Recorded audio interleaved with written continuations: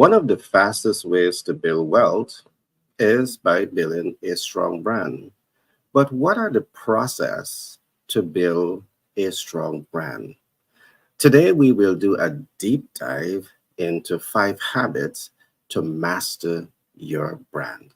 So I want to encourage you to call a friend and tell a friend that we're on air and they should join us. So if you know anyone that have a business and they want to know smarter, more innovative ways to grow and scale that business and cash flow optimize, today's program, you're going to be getting a lot of gems to support you along that process. With me in studio, I have a very dynamic personality, someone that most of you have become familiar with. But for those who are not familiar with my colleague, his name is Clement Frank. He is an economist by profession.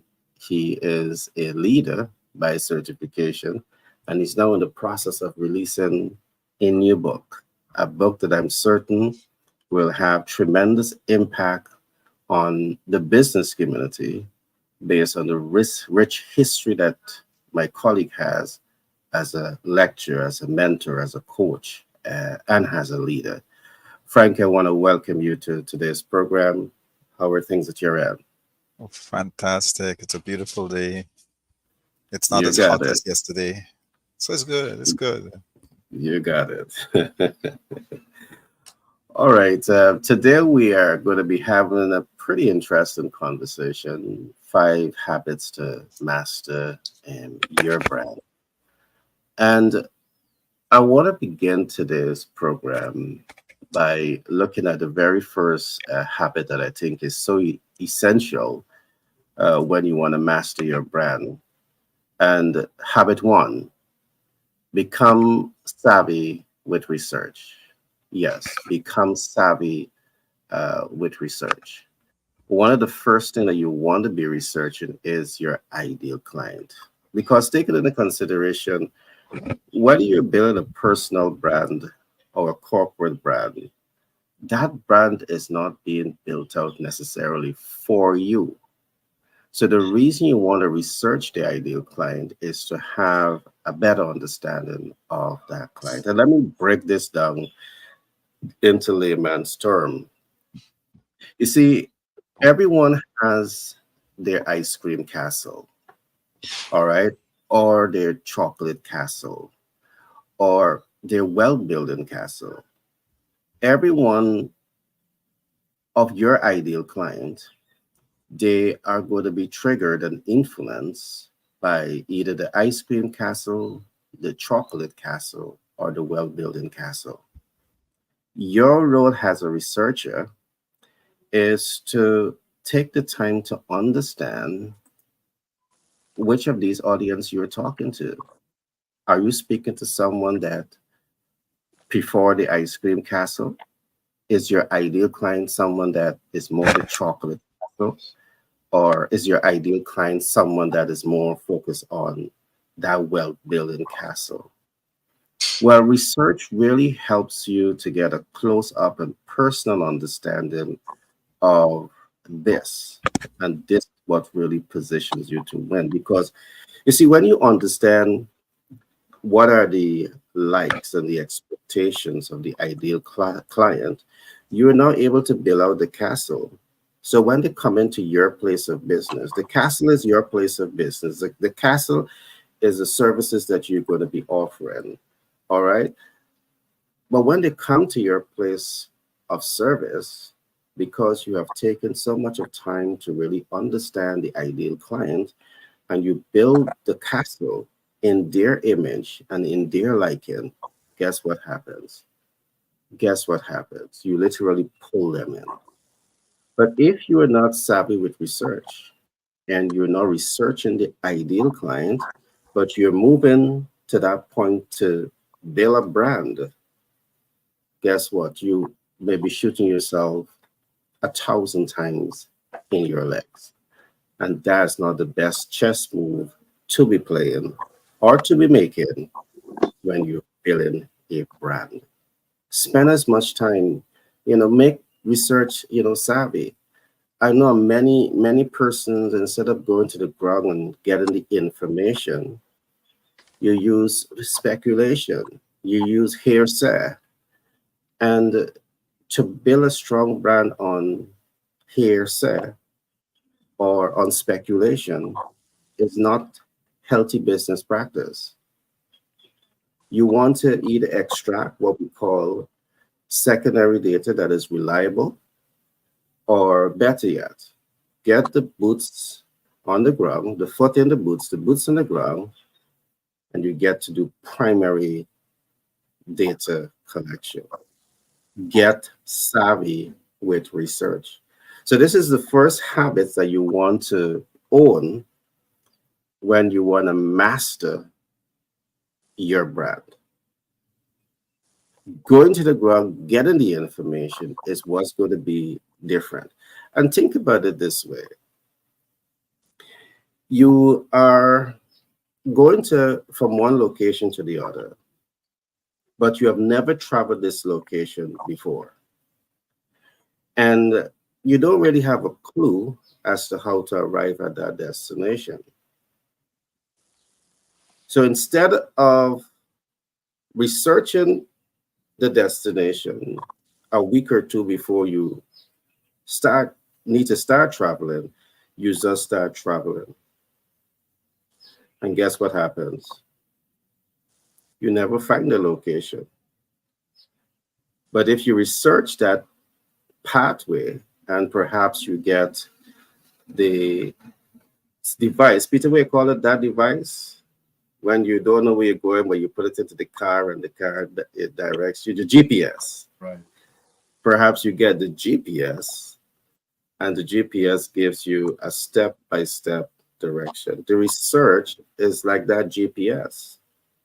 It's the GPS that tells you this is your ideal client, these are the specific needs, this is how you should innovate products and services to appeal to them. What is your GPS saying about your brand ability to satisfy the needs, wants, and expectations of your ideal client?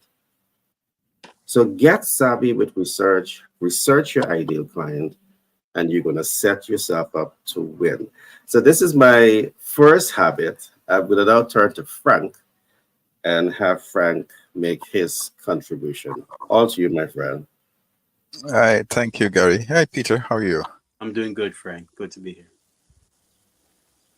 Um, I'm looking at branding through the eyes of leadership and show you how strong leadership and the habits that help help the leaders to drive innovation, help the leaders to motivate the teams and navigate complexities of modern business.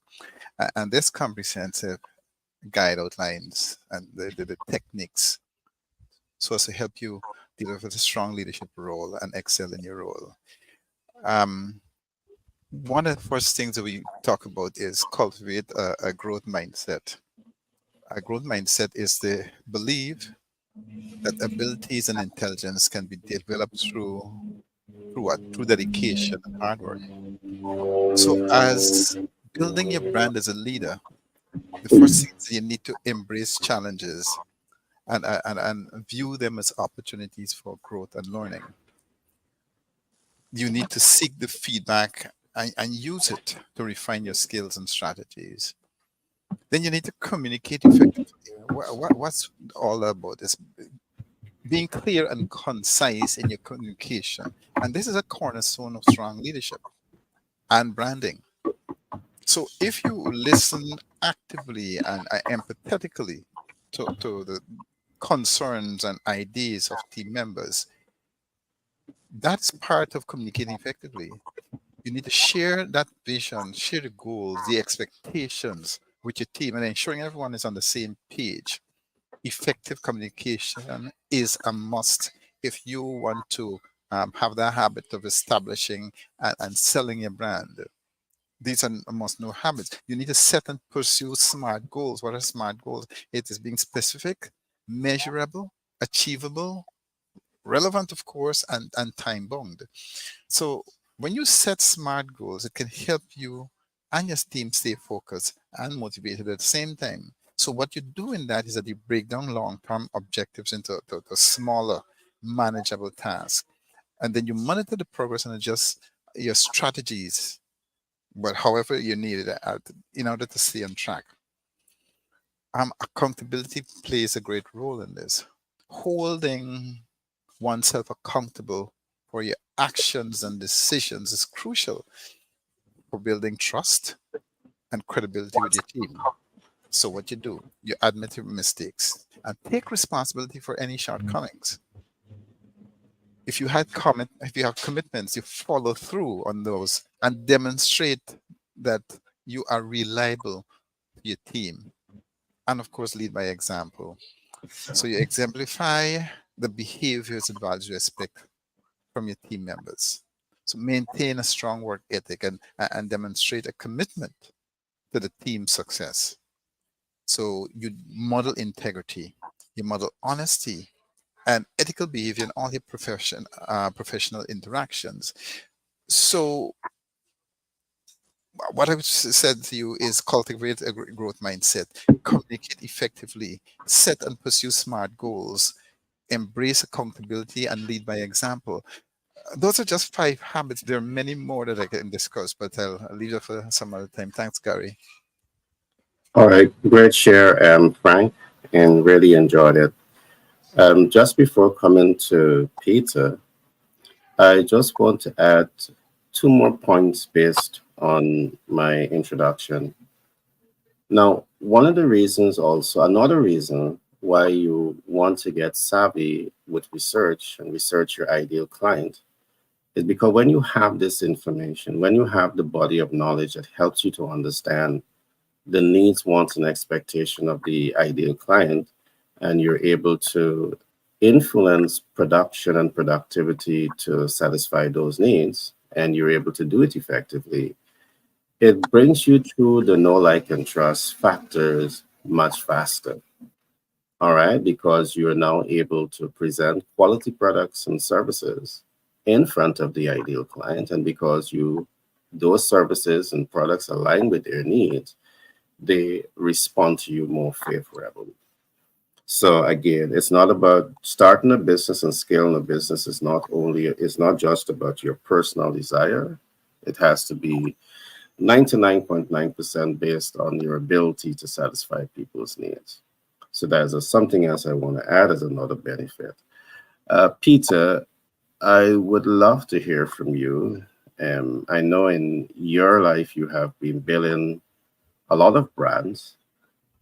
You have the initiative that looks at the Legacy Chronicle and programs. But I would love to have you have many other projects. I know you're working with the authors. You're helping them to shape their legacy, and you're doing a lot of work in that regards. I would love to have your take on what all of this means to you, what the 5 steps to master your brand really means to you, and perhaps you can give us your first tip. Yeah, I'm so much appreciative of this program and for the level of in-depth knowledge that anyone who are coming out in whether you are a startup, an individual who's just have an idea, or individual who is implementing, or individuals who are already advanced in their business program, this is a good place for a person to come and get some, especially so early in the morning when an individual might seeking some inspiration how to start his day. I find that this is a great atmosphere, a great environment for any entrepreneur to be. As far as 5 habits to master your brand is concerned, and we have in our programs with, as you mentioned, we have the Legacy Chronicles that we use to empower individuals to transcribe their personal life story, their expertise, their body of knowledge, their experience, their life experience. We take that and we transcribe that into books, and then we take the book, we pull the message out of it, and we build a course out of it. And then we take those courses and we build conferences and summits and seminars out of those programs. So having an understanding about a brand mastery and how to put your name in the marketplace is quite essential. And it's quite essential because we are living in a world that is riddled with problems. Every sector that we look, we see so many problems in our society affecting human beings, and we are in the business of growing people. I believe businesses ought to be people centric, must be focused on solving problems. And several years ago, I learned that the way to really make money, or the way to make a mark in society, is, and this is what we're talking about, branding, carving something in somebody's interest, carving a mark, especially in somebody's mind. There are certain things that is necessary, very, very much necessary. And so over the past couple of months, we have been looking at a concept that we say that every individual, and you just take it from a standpoint, a broad perspective, and then you go deep. Every individual has a story to be told. Every individual has a message that they have to present, a mission, a mandate. Every individual has a solution.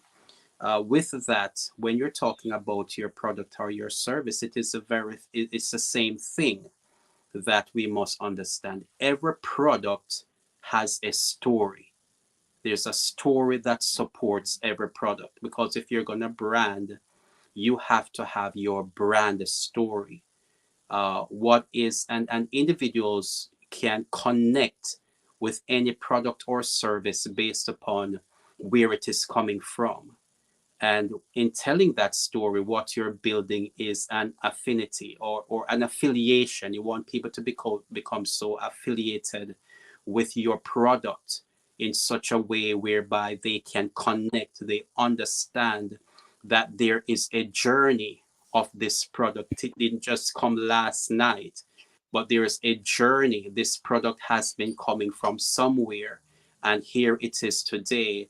And it has this product has a well, look at it this way. The Iron Man series that so many people goes to the movie to watch. The important thing why Iron Man is to see this person in his metal suit.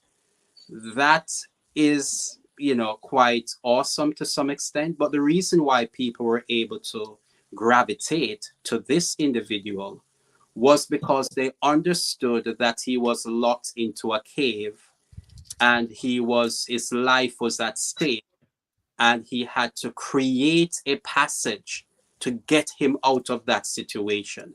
And by doing that, he now became this clothes, this individual, this hero that everybody loves. So it is the same thing if you're going to brand your product in an individual mind. In it, you have to have this story, this heroism. Let's put it in a practical term where Steve Jobs is concerned. Why is Apple so powerful? It is the Steve Jobs story and his journey of developing Apple to be what it is that caused persons to do what they do here in the United States. When it comes to a certain time of the year, when you go by a Apple uh, store, there is long lines because they know of a story.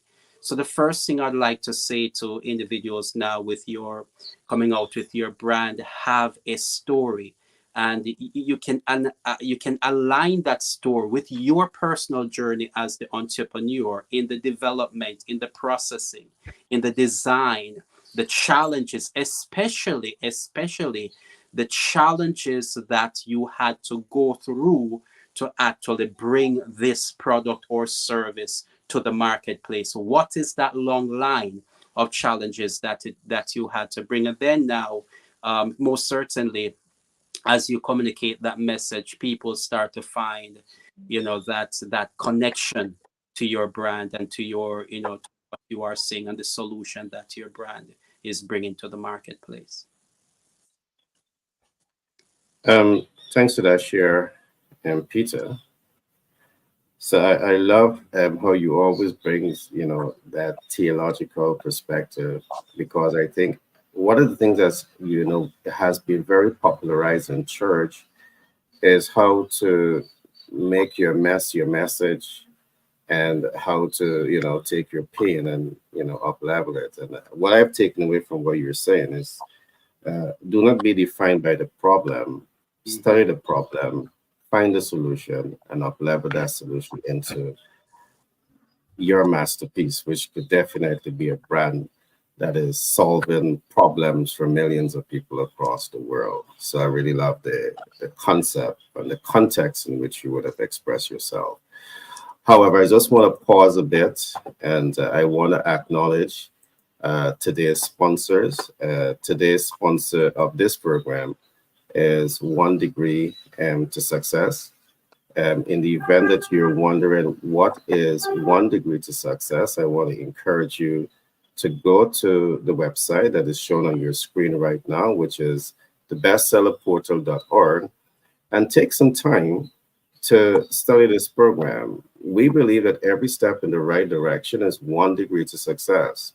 So perhaps the possibility exists that you want to build a strong brand that is 101% aligned to the ideal client, but you know exactly how to attain this. Perhaps you want to position yourself to build financial independence, but do you know exactly how to attain this? Because one degree away from your target is going to put you way off course. This program, because you have a lot of knowledge-based persons that are working with you, mentors, coach who have been doing what they are doing for many, many years, you're going to be given the kind of support that will help you to make better, smarter business decision and life decision that's going to get you there faster. So take some time, go to the website, bestsellerportal.org, look at this program, One Degree to Success, and get signed up for this program. Now, I want to introduce the second habit that I think is so, so important when you want to not only build, but master your brand. And what I want to talk about now, so you've taken the time and you're savvy now with research. You're savvy with research. You research the ideal client. You have developed an exceptional knowledge of the ideal client. You have leveraged that exceptional knowledge to connect with the ideal client in a special way. So that's good. What's the next step? The next step that I want to talk about, now that you understand, and I want to put some emphasis here, don't produce and then go figure out who is the ideal client. I repeat this, don't produce and then try to figure out who's the ideal client. The possibility exists that when you figure out who's the ideal client, you might be surprised, not happily so, because you may not have the right consumers. You may have consumers, but do they have disposable income to invest in your product? So again, don't put the horse in front of the cart, put the cart in front of the horse, and then you move the process forward. So get savvy with research. The next step that we want to look at is innovate with clinical precision. Now, what exactly am I saying here? Innovate with clinical precision. This concept represents you and it represents the client. All right. One of the first things that you want to establish here when you're innovating with clinical precision, you want to establish brand relevance. Establish brand relevance. Of course, if you have done the research, you would have already set the stage to establish that. All right. So you want to ensure that you are doing this in a systematic approach. The second step under this heading, you want to predetermine market access. Now, I have been interfacing with so many rising stars, young stars in business that spend a lot of time producing, and very often after the production, they recognize that they don't know their market enough to dispatch with their products and their innovation. So they don't understand, they're not in that position of strength to predetermine market access. And once you find yourself in this position, it means that you are in a cash flow chokehold, all right? Because you need to identify where the ideal client is. You need to position the products and services in front of the right client, and ensure that you can cash flow. So understanding, putting yourself in the position where you can predetermine market access is important. Now, as we talk about market access, we are talking about market access in the context of localized market, in the context of national markets, in the context of regional markets, and in the context of international markets. Yes, you're going to start small, but think big. All right. So you see market access from this standpoint. All right. So there's much more to get into here as we talk about innovating with clinical precision. You want to know all of this, so your products is not dead stocks. The next step that I want us to look at here is to predetermine the market viability. Now, I cannot emphasize this enough. And this now is all about the business potential to achieve its financial objective. How do you know if the business is viable? What steps can you take to predetermine the viability of your market? Well, there's a number of things that you would need to do. And all of this you need to do when you're building a brand. You want to master your brand? You need a lot of information. You can predetermine market viability by looking at your market size, by looking at the competition, by looking at gaps in customer satisfaction. By looking at all of these facts, is going to help you to predetermine the market viability. And I always give examples when I talk about viability.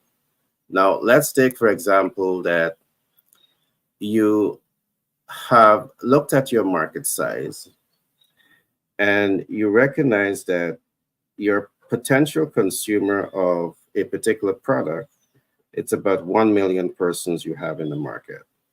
That's a decent size of consumer.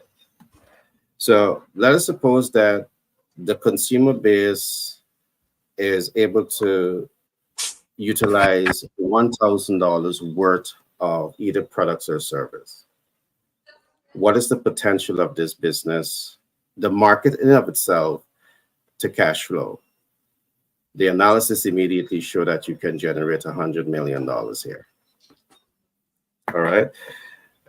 You're going to be generating, $1 billion. $1 billion. So now, how do you do the analysis here?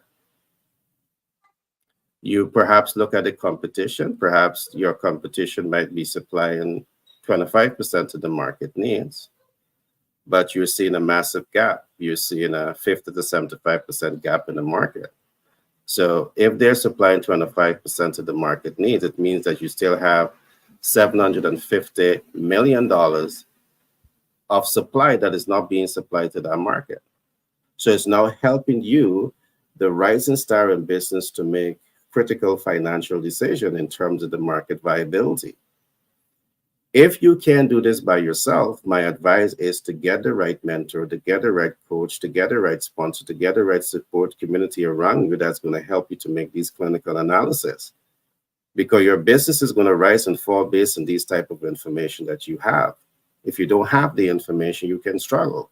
If you don't have the information, You don't know what's possible from what is not possible.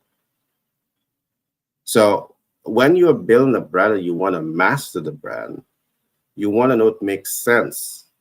So looking at the market viability is one of the indicators that you want to have when you want to predetermine whether it makes sense or not.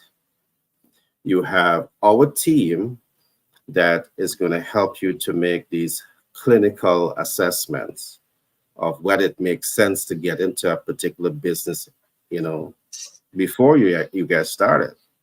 You want to look before you leap. Don't leap and then look. Bad chess move. All right. So let's move on quickly into some other concepts here. So we're under the heading innovate with clinical precision. All right. It must make sense. Make academic make sense. Make business make sense. You want to predetermine urgency and immediacy. And I continue to emphasize this. Anyone who has been following me for some time, this is not the first time you're hearing me say this. You want to predetermine whether your brand is reaching an urgent and immediate need. Brand mastery, 5 habits to master your brand. All right. Are you reaching an urgent or an immediate need? Can you predetermine this before you innovate this? And what exactly do I mean by predetermining? Let us suppose that you look at the market and you see that there's heavy demand for clean energy. All right. And the demand is high and it's real. And the ideal client, they have disposable income to invest in clean energy grid. So perhaps you look at solar or you look at some other energy grid. So you know that when you introduce your brand to the market, because demand is high, they're going to take your product immediately. And this is what I mean, innovate with clinical precision. You want to know this. You don't want to innovate a product or a service or brand and you go to market and you have to wait 6 months to cash flow, or you have to wait a year to cash flow when you have monthly debt obligation with the financial institution. That's going to disrupt your entire business plan. You can do that perhaps if you have deep pocket. You can do that perhaps if you have a strong team that is funding your business. But in most cases, the majority of people don't have that. The last point that I'm going to make here, when you want to master your brand, the second step in mastering your brand is you want to predetermine the marketability and willingness to pay. You see, there's one thing to establish market demand for a product, because you can genuinely have demand for products and services. The big question is, are those demand for products and services being backed up by the ability and willingness to pay for your products and services? And in most cases, you may find that there's demand, but the client that you're targeting, they don't have the ability to pay, disposable income. And if they have the disposable income, they don't have the willingness to pay. Is that your ideal client? No. Are you building your brand for that client? You should not if you're doing so. So again, it carries you right back. When you become savvy with research and you research the ideal client, you get to understand the ideal client. You're able to predetermine all of this. And it helps you to make smarter business decision because you're informed and you're educated about the realities on the ground. If you're going to market and you don't have all of this, you're making an emotional decision. And I would always say this: if you're investing, don't make emotional decision. Don't make front end analytics. Go to the back. All right. When you go to the back, you understand who are the movers and the shakers. All right. You understand who are the decision makers. You understand historical data of the organization. You understand their future plans, and you know that they have the right strategic, tactical, and operational team to influence a desired outcome. The same principle applies if you're going to start a business. You need to have data. So I'm going to pause here for now on this particular topic, and we have a lot more grounds to cover. But I want to come to Frank now. So what I'm going to do, I'm going to talk a little bit more about 1 degree to success and give my colleagues some time to get back in the room. Now, I really want to emphasize this website. And I want to encourage you to go to this website and take some time to really get to understand 1 degree to success. We have designed these programs because of many years of researching, many years of interacting and interfacing with rising stars in business. And we know that you need more information. You need more data to help you to make informed and educated decisions. One of the things that you will take away from this program is what we call the art and the science of success. And you need to get the mind thinking in terms of art. Art helps you to understand strategies.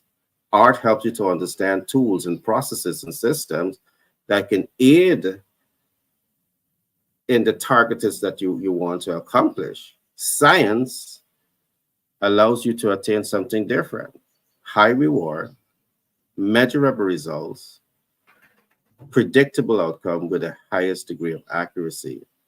This program really helps you to really figure out some of that. So when you're building that brand and you want to build that brand to reach the needs, wants, and expectations of the ideal client, you know the best artistic approach to use, and you know the best scientific approach to use. Man, science is such an exciting task because it's just the researcher is just like the scientist. The scientists research and test and try and fail 1,000 times and continue to try until they find a way to achieve a desired end results. What research does for you, research gives you the same tools. You research and you study people, and you the difference with research, however, it gives you a little bit competitive advantage because you get to interface with people, you get to understand their need. So when you go to the scientific room, the production room, you go into the production room with knowledge of the ideal client. So you know how to innovate to reach expectations. You know to innovate to exceed expectations. You know to innovate with clinical precision.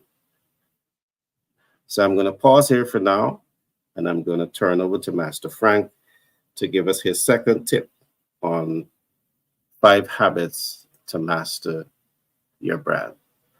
All to you, Frank. You're mute. Sorry about that. It's all right. So understanding brand management is a marketing component that starts with assessing how a brand or product is currently recognized by the public. It also continuously uses different strategies to align the products or a brand's perceived value with its objectives or goals. So brand management also aims to increase the company's overall desirability. And in addition, it seeks to build a stronger relationship with customers while making it possible for the enterprise to maintain that positive image. But there's some reasons why you need brand management. And so if you think of the brands nowadays, for instance, you may immediately think of KFC when you feel like chicken, or Starbucks when you crave coffee. Or you But may prefer to buy. don't talk so hard, buddy. You can't talk KFC though. You're being greedy. or You you make me want to get hungry now, buddy. or you may prefer to buy, let's say, smartphones from Apple. Now, why do these brands come to mind for us? Well, it's because they've established what we call resilient brand management. Like my friend Gary, when he hears KFC, all You the want to eat some KFC. rumblings or whatever, and perhaps if Shivani was here and I take talks to Starbucks, then we'd have seen a different side of it. But it speaks, the brand speaks to our desires, the brand speaks for what we want at the time. So while many similar businesses emerge each year, what happens is most people still remember such brands before the others. So without brand management, the most well-known companies may not be able to establish a long-lasting effect on their target market. But with that said, you need brand management for the following reasons. One is to enhance the business's image. As I mentioned before, brand management impacts how the business is perceived in comparison to its competitors, and it controls how consumers view the company, and it opens doors that would allow the business to expand. And if done correctly, that company's branding becomes its most important asset. So if you want your brand to be stronger, you need to start improving your branding strategy. And in doing so, you can gain control over how your company is situated in the market. And then you need to build and maintain credibility.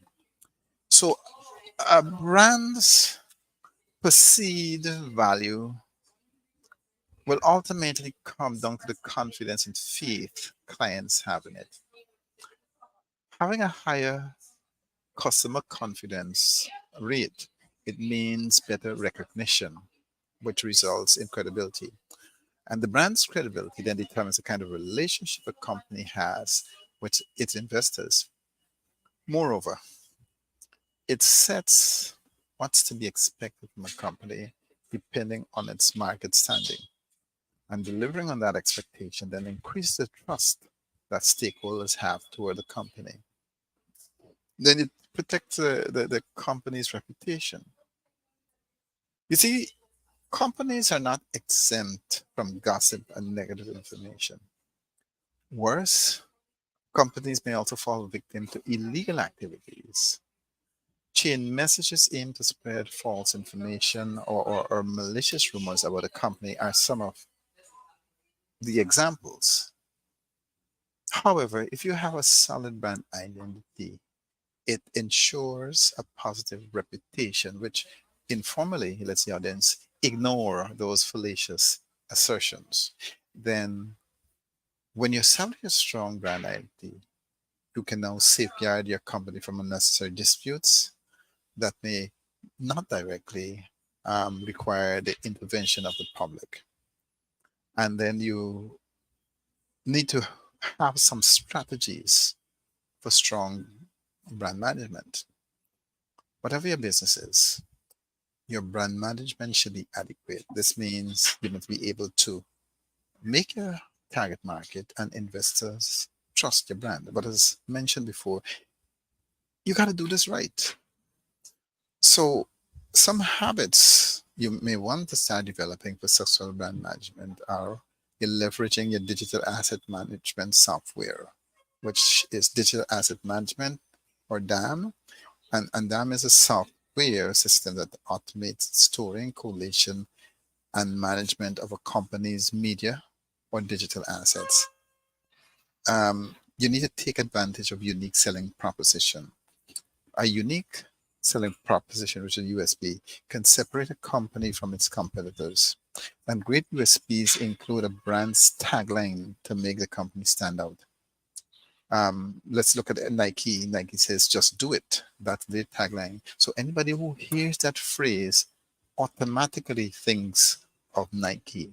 Thus, when you create an effective USP, It requires a comprehensive understanding of where the product is positioned in the market, and strong knowledge in product itself includes its utilization and features. They're equally necessary. You need to be consistent with brand identity. So aside from the USP, all marketing strategies moving forward must contain a consistent message that aligns with the brand's identity. It's a brand manager's responsibility to make sure that all aspects of marketing activities match the company objectives. And those activities include the campaigns, the product quality, the service quality, how you package, and of course, the emotional encounters of the client with the brand. Then you need to consider the future. While it's good move to focus on the present, it is also essential to plan for the future. And this means you need to create daily branding habits that will impact future goals and growth. For instance, you shouldn't spend all your profits during the first few months of success. Instead, you should equally invest and save your cash, the cash flow, to prepare for the long haul. However, this could only happen if your brand management has future growth strategies. And one way to do this is to upskill or learn possible trends that may affect your brand. For instance, the digital marketing may not have been a practice before, but now it's everywhere. So you should analyze that sort of change and consider its possible benefits. Then you should invest your resources to learn how it works. And that way, when it becomes trendy and popular, you can quickly shift to it. And then finally, getting to know your competitors, which is so important. So determining your brand purpose and your brand identity isn't enough. You also need to research competitor brands so that you can keep up with them. If you don't know what makes your competitors' brands more visible, you may not know what to improve in yours. So researching your competitive brands also help you create a brand that is unique from theirs. And to do so, you need to understand what makes your competitor different. Moreover, your research should include what your competitors offer as well as their strengths and weaknesses. And most importantly, you should be able to identify their position in the market. And if you know this information, then you can compare your brand strategy with what they're using. Then you figure out the factors that make their brand great so you can make yours even greater. It's not about copying them, but it's about knowing where they fail so you can avoid those setbacks and look for better solutions. So without brand management, you won't be able to let customer know what your business is all about and what you have to offer. But if you have the proper branding habits, you could gain traction and give customers a reason to think of you whenever they need services or products that are similar to or the same as yours. So if you try those practices, you will see how big of a difference they'll make to your business. Thanks, Gary. Well, I have to concur. I have to agree. I do believe that if you are not managing your brand, you have to ask yourself what is the alternative. And the alternative is you have a runaway train. In project management, we use this term when you're not able to control the project, all right? You're not able to manage the project to achieve the completion criteria within its timeline, within its budget, and within its completion criteria, you have a runaway train. So if you're attempting to build a brand, start a business, and you don't have a strong brand management systems in place, you're most likely going to end up with a runaway train. So I love the points that you would have made there, Frank. You have also looked at a number of essential areas or tenets of brand management. And after Peter, I will contribute to some of those talking points. I will talk mainly about what we call brand visibility optimization, which is an essential body that you need to manage. Peter, all to you. As I was listening to Frank and was going through the various points, it really impacts the next thing that I was gonna bring to the community as well for them to understand.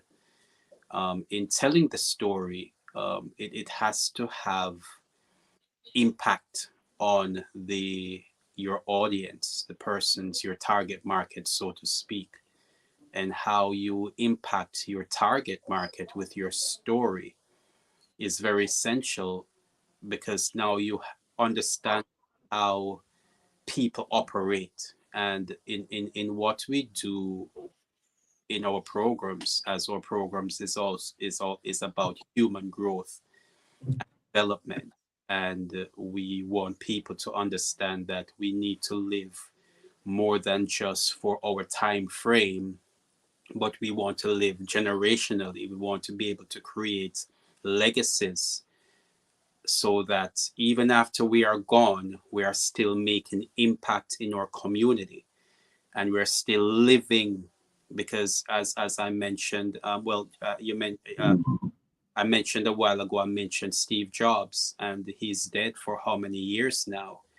And we're still talking about him. He has left a legacy that is still impacting our lives. In my field as a theologian as well, Jesus Christ is one of the greatest marketers that has ever lived. He was able, 2000, how many years now, after his death, there are thousands and millions of people who are still telling his story. Sure. Yeah. Mhm. People give their lives. People actually die for the story, what they have, that story, what it means to them. So, but there is a way, and that's the second point that I want to come across to now. There's a way how you can tell your stories to understand that branding is psychological. And when we talk about the mind and what the mind is, there are about six components that makes what the mind is. And if we can tap into that, so we're talking now about the psychological impact of your story. And there's a few things that we can go through. That your story, in telling your story, it has to be memorable, because the mind, there's memory. It has to be memorable. People must remember it. And Frank was mentioning quite a few of these elements in his discourse a few minutes ago. But you want people to remember your story as you're communicating. Your story must also drive emotions, because we often know that individuals do not buy, people tend not to buy out of as an intellectual approach. They buy emotionally first, and then they actually do the intellectual justification of the emotional decision that they have made. That's how human beings operate. So you want your brand, your story, to have an emotional impact, that people will feel a certain way. So when you're communicating your story, you want to evoke certain emotions. So you also have to decide habitually, what are the emotions that you want people to feel when they hear your story. For us, we want people to feel as if they will live forever. That's why we call it Legacy Chronicles.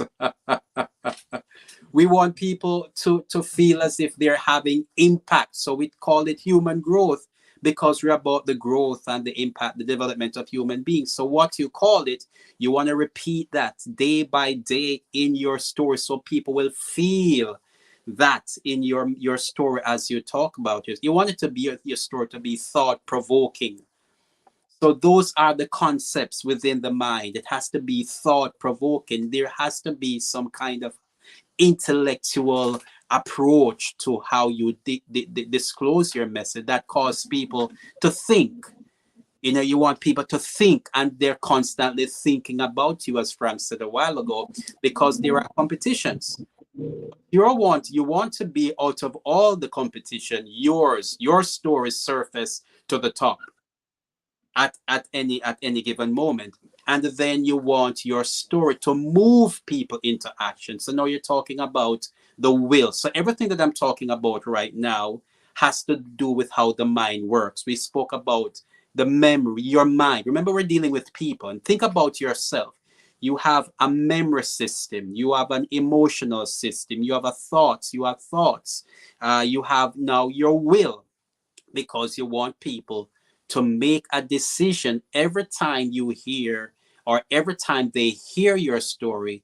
You want them to make a decision, and that decision is to make a commitment, to make a promise that then, even if they don't need your service right now, you want them to make a commitment that when they have that need, they are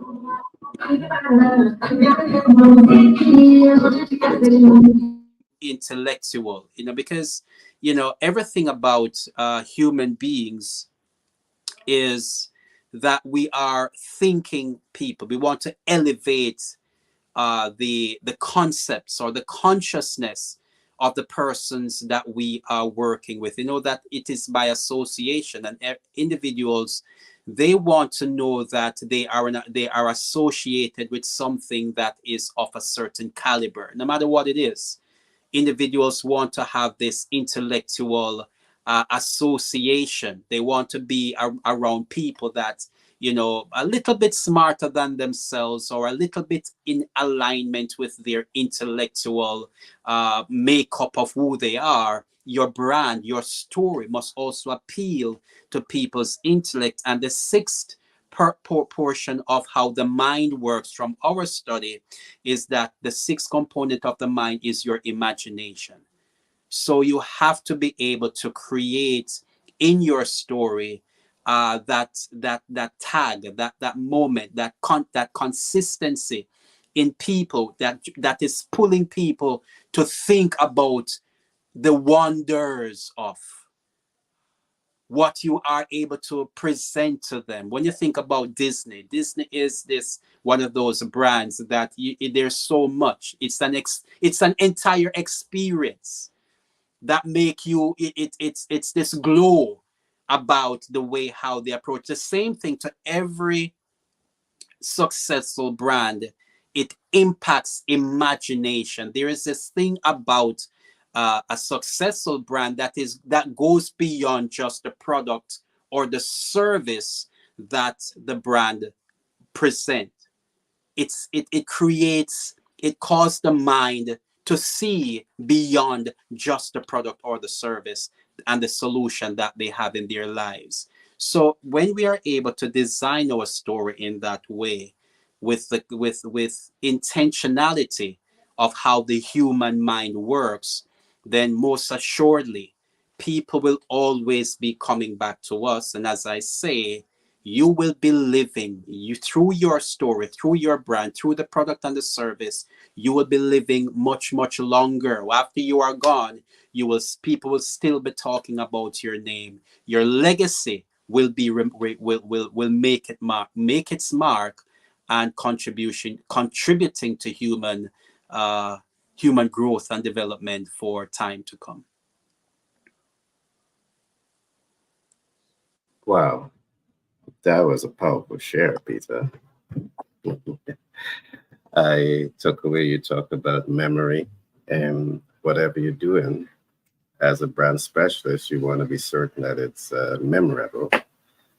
You talk about emotional impact, you talk about intellect, and you also talk about imagination. Uh, I think sometimes the average person may sit in a corner and come up with their own thoughts of what it takes to build a brand, because the advertising copywriters who are telling your story. They have to take that time to really understand your client, and then they have to figure out how to incorporate everything that you have just said into the advertising copywriting experience. Mhm. And if they fail at doing this, Yeah. they're going to fail at achieving the impact that you want to accomplish. Hmm. So that's a powerful story that you have just told. Now, I'm going to now talk about some of the vehicles that need to accommodate all of which you just spoke about. There's a concept that we call brand visibility optimization, and that's the fifth habit that I want you to think about when you want to master your brand. So you took the time, you do the research, you took the time and you innovate products and services with clinical precision. It's able to reach the needs, wants, and expectations of the ideal client. What's next? What comes next is brand visibility optimization. And if you don't get this right, a good brand can fail. All right, a good brand can fail. Now, let us put brand visibility optimization into its right context. From the time you hear brand visibility, there are four important things that should come to mind immediately. One is how to leverage mass media. And what do I mean by mass media? Radio, television, and newspaper. You must build your brand and the advertising, copywriting content, the communication material has to be built out to be filtered into these platforms. But this is not automatic. You just don't build the material and put it into radio, television, and newspaper. If you guys follow me, I often talk about the effectiveness of that communication outlet. Do you have the data analytics that tells you that when you produce the ad and place the ad, you're going to reach the ideal client? You're going to make impact. You're going to get client conversion. You're going to get cash flow optimization. You're going to build confidence, trust, and credibility. It's not automatic. You need to understand the communication medium that you're using to filter information to reach your ideal client to achieve everything that Peter have just spoke about. Now, you owe it to yourself as a brand ambassador, brand manager, as Frank spoke about early on, to ensure that you have the data on the respective media outlet that you're using that is helping you to make informed decision about the media's ability to help you to reach the ideal client. Because if you don't have this information, the possibility exists that you're producing ad and you're placing ad into mass media and you're just spending money because you don't have the information that is helping you to understand if your advertising, copywriting content is strategically being placed and is achieving its advertising objective. It's reaching, it's creating visibility and reach and impact. You have no data. You don't have it, and worse yet, the communication medium that you are using don't have this data. They're just concerned about you coming and put your money into the advertising platforms. But when you say, who am I reaching? Am I reaching male, female? Am I reaching income bracket based on this? Am I reaching lifestyle based on this? There's no data. So we need to hold all stakeholders accountable for your advertising dollar. And you got to be able to make smart and informed and educated decision when it comes to budgetary allocation to advertising. Because you spend time to research your brand, you spend time to build your brand. Now you don't want to invest your money unwisely into a communication channel and outlet that's not going to give you the return that you're looking for. Remember, you want to achieve brand visibility, reach, impact, client conversion, cash flow optimization, confidence, trust, and credibility. So you need to evaluate that communication channel in that same respect to ensure that your targeted performance outcome, you can achieve it. Well, I'm going to pause here. I have written many books on this topic. Again, I want to encourage you to go to the website that I'm going to put on screen now, bestsellerportal.org. I want you to go to products, and I want you to find books. And you're going to find some of the books that I have done that's going to help you to better understand some of what I'm talking about now. In fact, let me help you navigate this. So you go to Bestseller Portal, you click on products. Now, when you click on products, what's going to happen? You're going to see right on your left-hand side, you're going to see ebooks. So I want you to click on ebooks, and you click on ebooks, and what you see here, you see Master the Sales Communication Process. You don't only have one book here. You have 11 volume of this book. You see how much time we have taken to research and study and put these content together so as to ensure that we are providing the kind of information to you that's going to help you to win in business. So take this information, but to complement what we're saying today, 5 steps to master your brand, get copies of these books. It's going to help you to go much deeper into the concepts that we are discussing. And of course, with time, because of time, we cannot evaluate all the concepts. But let me move quickly to another point. The other point that I want to move quickly to is you have options in terms of advertisement, brand visibility optimization. That's what we're talking about now. How to leverage social media. So if the traditional mass media don't have the data to help you to make an informed and educated budgetary allocation for advertising, in business, you got to be smart. You're not picking up money. You're working hard for money. You want information. You either research it or ensure that the media house is giving you that kind of information. Social media, how to leverage social media. What I want to say up front is that social media operates at a different scale because you have a lot of data analytics to work with.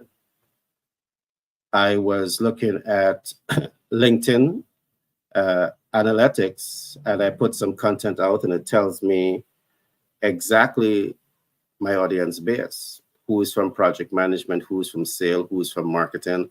Why? Because they capture that data.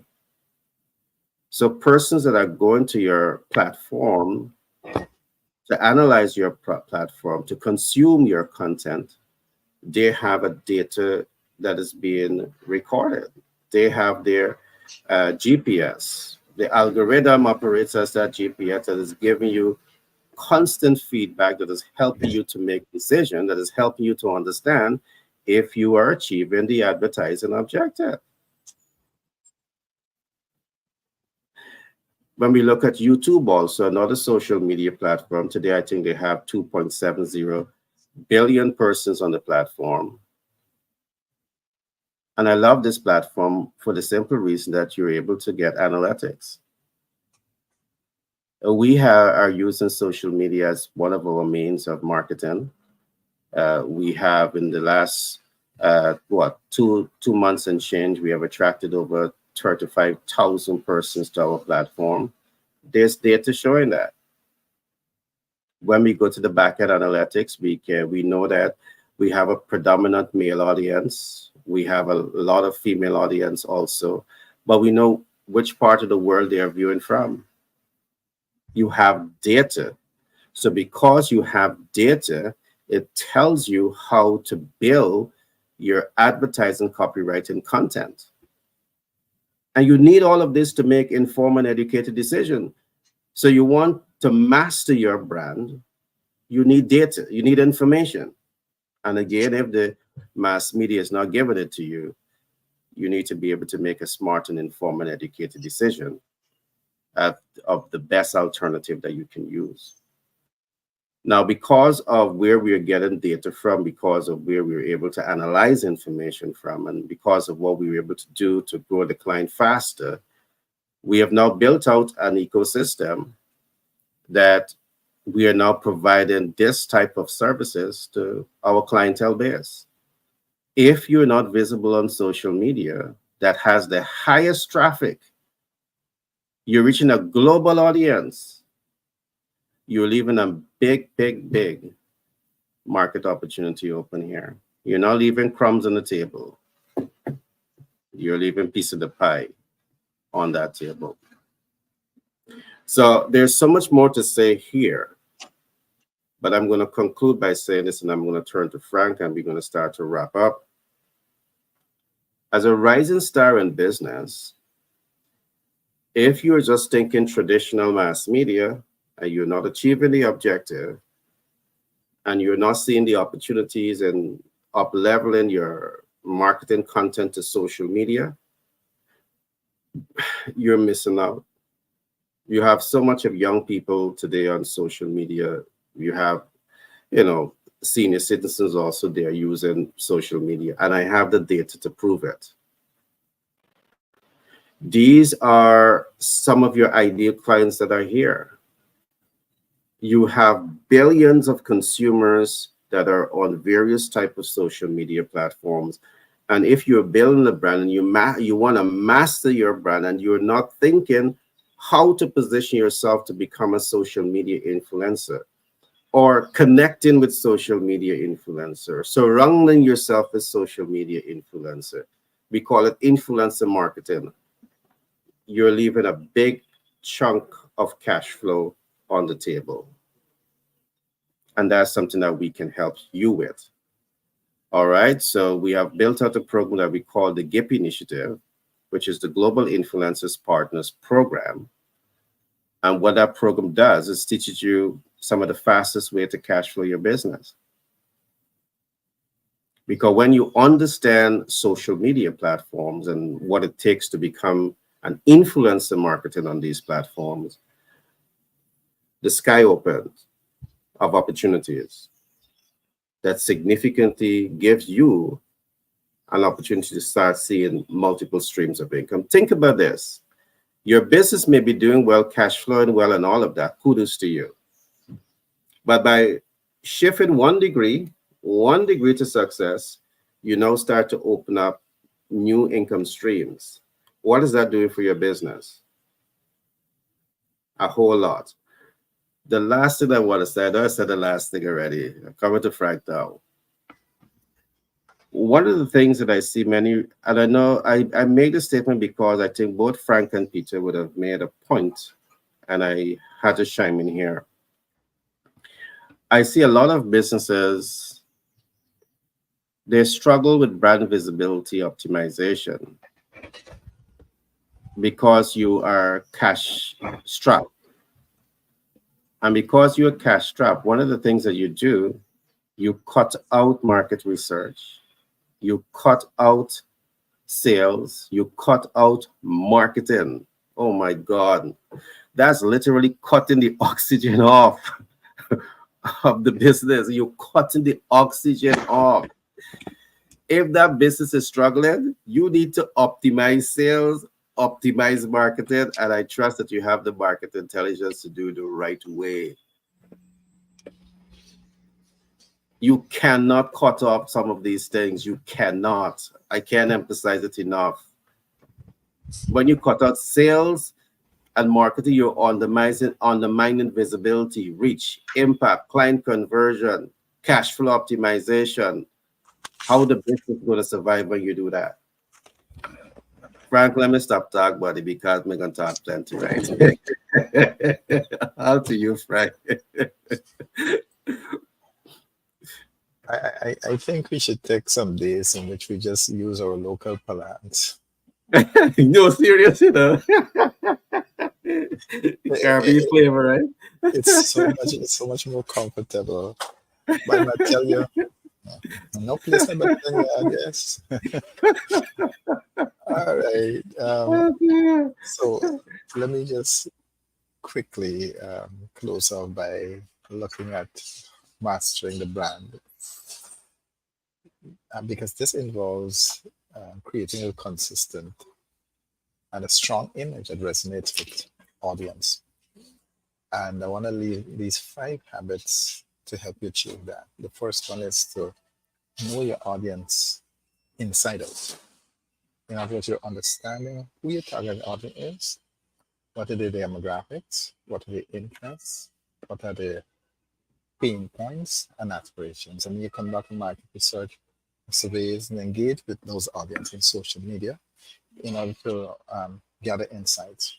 And then you tailor that brand message. The brand message needs to be tailored. The visuals need to be tailored. The product and service that you have to meet um, the audience's needs and preferences. And then consistency is key.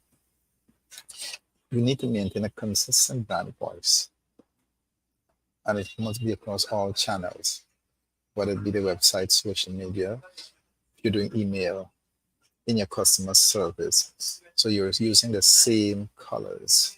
I can't help but saying, look at how KFC does it. Wherever you go and you're looking and see the KFC brand, it's the same color. It's the same crispy brown chicken, right, Gary? Yeah, buddy, I tell you stuff. Okay, you're gonna make me hungry. You're gonna make me break the golden rule. I fast in the morning. You're gonna make me break the golden rule. No, chicken is it. Then you need to deliver value consistently, offer the value content, whether it's blog posts, videos, podcasts, or social media posts. Build authentic relationships, which in other words, what you're doing, you engage with your audience genuinely on social media. Respond to the comments and the messages. And then finally, you stay agile and adaptive. So when you monitor your industry trends, your competitors' activities, and feedback from your audience, you need to be willing to adapt your strategies, products, and messaging to stay relevant. So if you master these habits, what will happen is that you'll create a brand that stands out, a brand that resonates with your audience. And most of all, you build long-lasting relationships. You see, long-lasting relationships from loyalty. And like my friend Gary again, he is loyal to KFC. I, at the end of this program, I gotta send KFC a bill for how much we advertise KFC, buddy. Yes. If they are not invested in this program, something wrong, buddy. You see, that's why I brought the idea because we all love KFC. You Oh, got it. You goodness. got it. You got it. So I could recall, sometimes, you when you're driving, right? You got the kids in the car, and you're going to KFC. So you got to turn the car before KFC because daddy, let's get some KFC. I'm being funny, right? I would do that to the kids, right? They're no kids, they're not kids now. They're big folks now, right? Yeah. So There will always be your kids. There will always be but your you're right, kids. you're right. They will always be your kids, right? Always be your I kids. tell Yeah. you. You got it. You got it. Peter, your closing thoughts, my friend. All right. So, it is always, I must encourage individuals when they come to this program to keep coming back, but come with your pen and your paper. Come prepared to write, because I will encourage you that 10 years ago, when I was researching and trying to get information, just starting out like a deer in the limelight or in the headlight, a deer in the headlights, didn't know exactly what to do, where to go, just have this passion that I need to become an entrepreneur. And I had just to jump into the internet and begin to do research. That was 10 years ago, when the internet was not as savvy as it is, where artificial intelligence can just bring you information, targeted information. I had to be pulling information from all over. Then I have to search through that information to see what is worthwhile and what was not, and what was fitting to, what I wanted to do. Now you have a program that the entire process of becoming, um, developing, actualizing, and then becoming, or to take the business to the next level, all of that is being discussed right here. So bring your pen and your paper and write, because there's so much information here that has been given, and that has been given. So with that being said, I was able to cover the three first portions, or because we talk about five habits, so had time to cover, that there's a story. If you're going to build your brand, five habits to master your brand, there is a story to be told. Your story, your brand has a story, and you must know the story of your brand to be able to communicate it. And then your story, the second point was that your story must have an psychological impact. All the components of the human mind, it must be able to touch all areas of the human mind, so that people will have, they so most times we keep talking about KFC, but KFC is more than just chicken, right, Gary? Because we can get chicken from everywhere, anywhere, right? We can get Yeah, chicken they anywhere. have a special taste. They have a Yes. different taste. And the way how they, and it's not even because you have better chicken than even KFC. I would say, even dare to say that. But the way how And we KFC, gotta get KFC to pay, right? So we can't say that, right? all right, We gotta get it to pay for the advertising, right? the way Yeah. how they communicate their story. Here we are talking about them and promoting them. They have done an excellent job communicating their story to get people to be talking to them. Once you think chicken, immediately it goes that route. They have done an excellent job, and this is what we're saying. So your story must have psychological impact. Now, what I want to say as well, the next 2 points that I wasn't able to get into is that you have to have story mastery. And then the last one would have been story legacy, right? But let us just go here with story structure. So your story has to have a structure, just like in the movie industry. You want to think about your service and your product in the same way, because what you want to do is to create your product or your service as a hero. You want your product or your service to be the knight inside shining armor.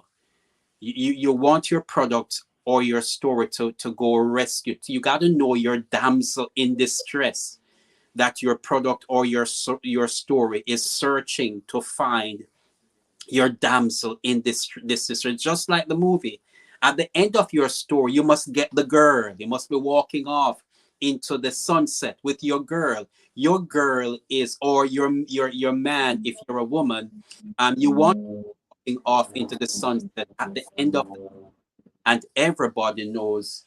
All right, see you. All right, no, late. Soon come. And everybody know, you soon get it. Everybody know that you have won. And how that works, you have won what? What is it that you have won? All right, so you want to set up your story just as how the movie producers do the same thing. So you gotta, there is the structure of a story. So you need a plot. You need to design the plot of your story to understand that your story has a beginning, it has a middle, and it has an end. So when you're introducing, and I spoke earlier when we are speaking about the story, and we mentioned the Iron Man movies, how they were able to introduce Iron Man by introducing him, and they build up a climax, they build a conflict. There was a certain conflict that rise, and that conflict went into a climax, and then that climax fall, and at the end of the day there is a resolution. So you got to take the time to design your story in the same way, so that, because the end of the day, what we're talking about. So let me just try to cover up the next 2 points in this same. So what you're going after is to really master your story, which is the fourth point. You want to be able to master your story. And to master your story, it takes a great deal of planning. You have to put all the components together, just as you were saying, Gary, that copywriters, they don't just go and just write something, just hope that and it will stick on the wall and they throw it out there. They are very intentional because they are targeting words to match each emotion within the psychographical demographic of an individual, because all, and then they have to take this into consideration, because each individual in the market, in their target audience, responds to various stimuli. So there are some persons who are just more emotional than others. There are some which are more intellectual than others. There are some that are more driven by action than others. So they have to have that pin, that stick at each of those persons within their target audience that is going to respond to them. So story mastery is very important. It has to take, you got to take the time, just as you were saying a while ago, Gary. And this is not something that an individual can say they don't have the budget and they eliminate it. If you do that, you will not have story legacy. And that is what you want to have. You want to have story legacy, that long after you are gone, you are in the mind. People can't stop talking about, just as how we're here. KFC has story legacy, because here we are. We're not supposed to be advertising, but here we are talking about them because they have done an excellent job in doing this. So with Legacy Chronicles, that is how we communicate to our audience, because we want individuals to understand that every individual has a story to be told. They have a character to be molded, that they must mold, and they have solutions that must be sold to the marketplace. And these elements is how we assist individuals to present not just their product or their service, but also to present themselves as that individual who is that CEO, who is that individual who's carrying this product and service. So there is a very a merger, a oneness between product and service, and the person, the practitioner, the consultant, the coach, that author, that person who is presenting their product and their service to the marketplace. And when we do this effectively, most certainly those persons who are hungry for that solution, they will identify you, and they will keep constantly coming back to you whenever they need that service. And not more than even more than that, they'll become ambassadors of your brand as well, and they will help you to tell that story even when you're not paying them, like how we're doing for KFC right now. Yeah, I mean, in the context of KFC, it's definitely fall in line with today's topic, 5 habits to master your brand. And they have definitely mastered the brand. So I trust that we don't have to call KFC, but they call us for doing such an excellent job. Indeed, indeed. Yeah, Peter, just like time flies when you're having fun. I have 5 talking points, my 5 ways to master your brand. I only get to look at three of them, not in any exhaustible way. The last 2 that I should have been looking at, I'm just going to share that with the public, is master influencer marketing. If you want to master your brand, you need to know how to master influencer marketing. And the last concept should have been brand systemization and automation. You want to set your brand up to work for you even when you sleep. So I didn't get to go into all of that. But this is what I want to say. You can go to our channel and you can subscribe. Subscribe to at Habits and Money. Just put in at Habits and Money. Google it, it's going to come up.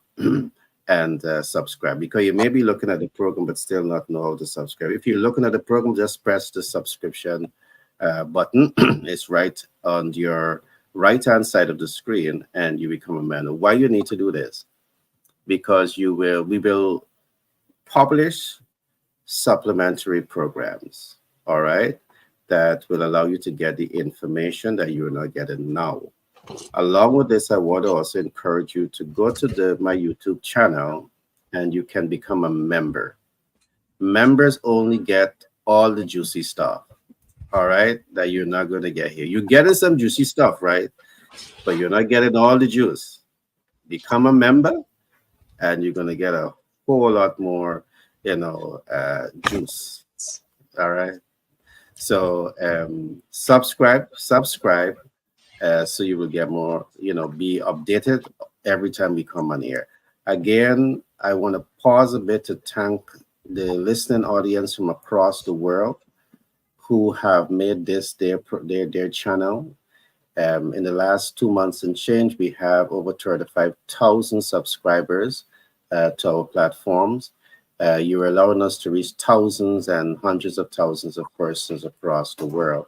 And I want to say thank you from the depths of my heart for supporting this platform.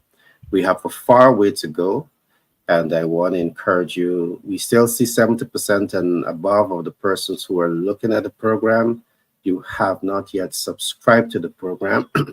Perhaps you forget to press that subscription button. But I want to encourage you to press. It's free, and it will allow you to get all the juiciness that we are bringing on the daily basis. I want to thank my team. All right. I want to thank Peter. Peter is guilty by association. He's getting more mellow and mellow and mellow and mellow. He's bringing out his A game and he's forcing us to keep pushing ourselves to compete and keep ahead of him, right? But Peter is a master. Peter is a theologist. Peter really cares for humanity. And that's why he has designed that program that we call the Legacy Chronicle Initiative.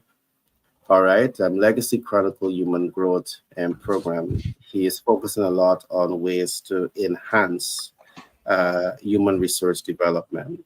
So by association, when you're working with Peter, you will be automatically socialized into thinking of smart, innovative, creative ways to foster human resource development. We all are guilty by association to that fact. I also want to thank Frank for always showing up. Frank is an economist by profession, and to study, to become an economist is no easy task. I did economics many years ago, and I can still remember elasticity and inelasticity of demand. Perhaps today we got to sit and just talk economics. But Frank is a great mind in economics, a great mind in business, and he's a great leader. All right. He gives support to multiple institutions in terms of helping them to develop their leadership arm. What I'm most excited about, I don't think he's an economist and he is a leader. I'm excited about that book that he's going to be bringing out very soon.